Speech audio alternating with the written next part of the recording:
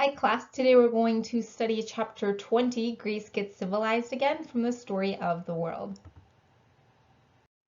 In this video, we're going to review chapter 20, talk about the emergence from the Greek Dark Ages, discuss the Archaic Period in Greek history, talk about the Iliad, the Odyssey, the Greek alphabet, and the Olympics. So let's start with your chapter 20 review.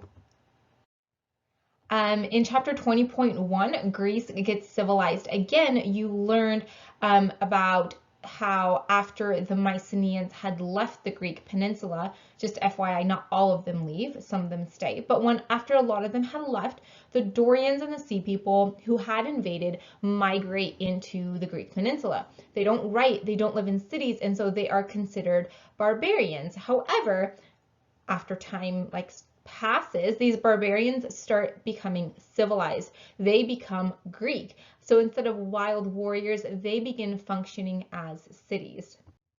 And they learn how to read and write. They do this using the Phoenician alphabet, and they write down myths and fairy tales. Much of our English alphabet comes from the Greek alphabet, as you can see pictured here.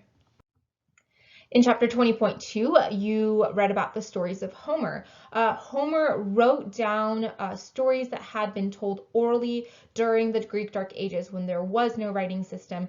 And the tradition goes that he was blind. He wrote the Iliad, which is about the Trojan War, and the Odyssey, which is about a Greek warrior who fought in the Trojan War and his journey to try to get home.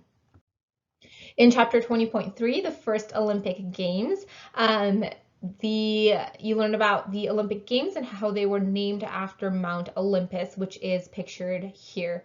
It's the highest mountain in Greece, and the Greeks believed that their gods lived on these mountains, or on this mountain. The bravest and strongest Greeks competed for prizes in the Greek Olympics.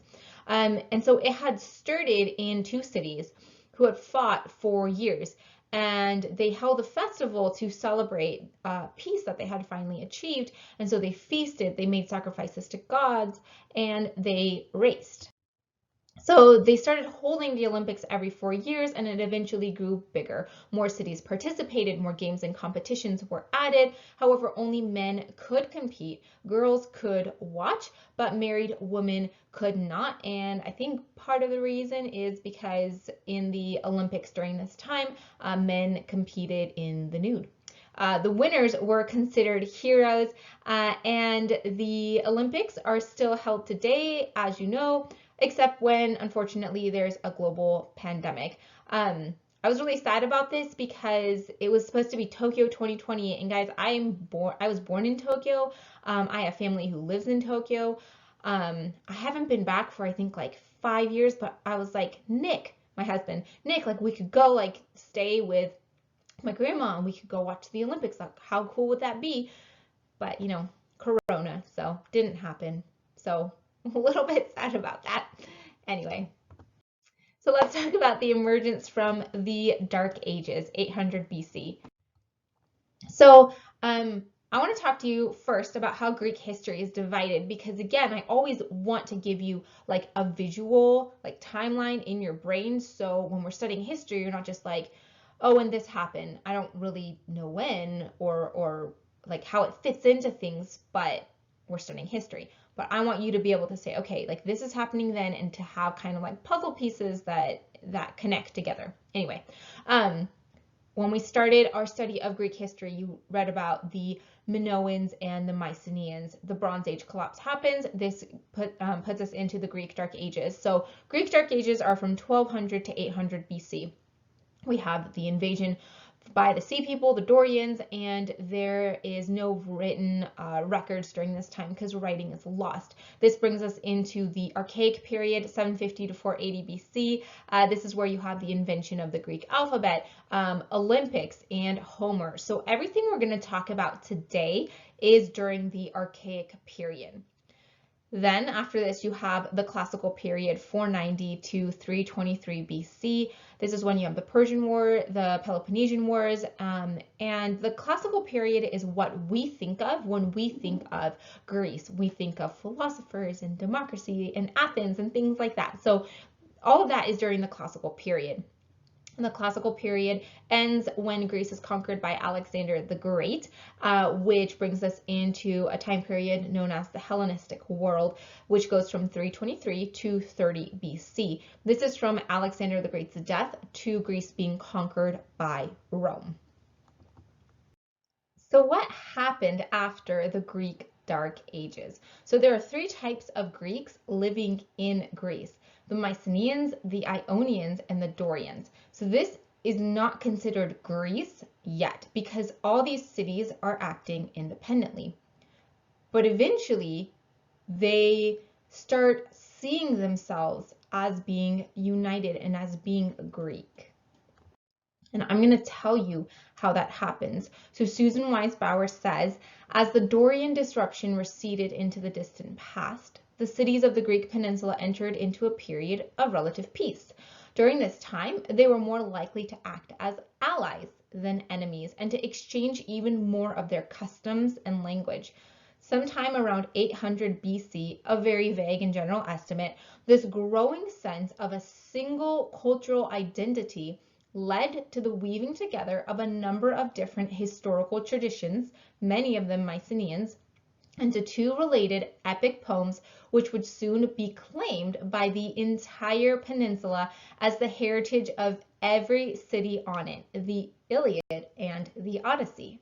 The stories of Troy and the heroes who fought against it offered the Dorians and Arcadians or Mycenaeans and Ionians a mythical shared past.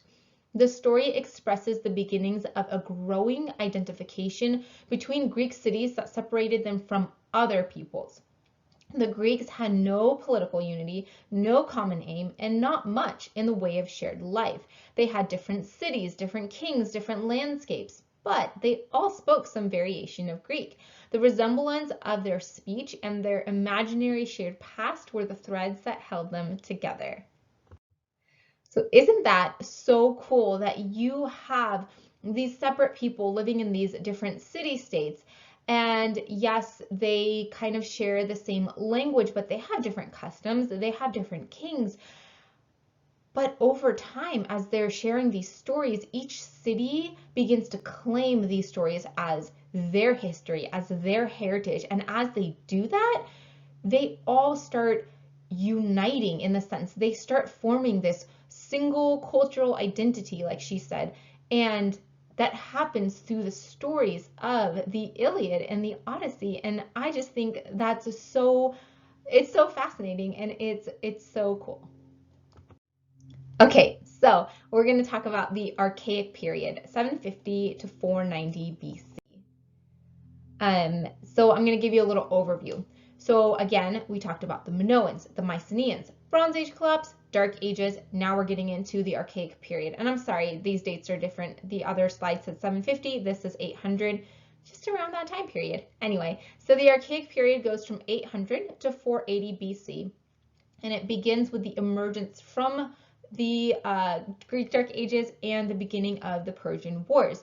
The development that happens during this period lays the groundwork for the classical period. So again, remember I said the classical period is the time period that we think of when we think of ancient Greece, when we think of Athens and Sparta, and when we think of philosophers and democracy. However, this time period that comes before that, the Archaic Period, is what lays the groundwork. So the developments that happen during this time are as the Greek alphabet is invented, 800 BC. Homer writes the Iliad and the Odyssey, which again are very important in Greeks identifying themselves as Greece and unifying in that sense. And the first Olympic Games, 776 BC, and the invention of the polis, or the city-state, between 800 and 700 BC. Now, the polis developed during this time period, but it's significant during classical Greece. So we're going to talk more in depth about the polis then. We're not going to cover it in today's video, but we're going to cover everything else. Starting with the Greek alphabet, the first vowels. So the Greek alphabet developed around 800 BC. It was adapted from the Phoenician writing system. You guys hopefully remember the Phoenicians with their glass blowing and their snails and their ships. Anyway, We had talked about in that video a long time ago that they had invented the first alphabet. It's phonetic, unlike the Egyptian hieroglyphics or the Chinese writing system that uses pictograms, but the Phoenician writing system is phonetic. However, they only use consonants, they don't use vowels. The Greeks come, take the Phoenician alphabet, and they add vowels into it. So the invention of the alphabet is believed to have had a single inventor or happened at a single time. And this is based on written records that we have. This just means that the Greek alphabet didn't develop over like several years or a decade or whatever, but one person sat down at one time, or several people sat down at one time and said, hey, let's figure this thing out. They did it, and boom, that was the Greek alphabet. The Greek alphabet is the root of most writing systems in the Western world. So now I want you to go watch this video. I think it's like 3 minutes long or something like that. Anyway, it's called The Day the Greeks Invented Vowels, and it's just like a fun little video on what it might have been like that day that this happened. Now let's talk about the Iliad and the Odyssey by Homer. So the Iliad and the Odyssey are about the Trojan War.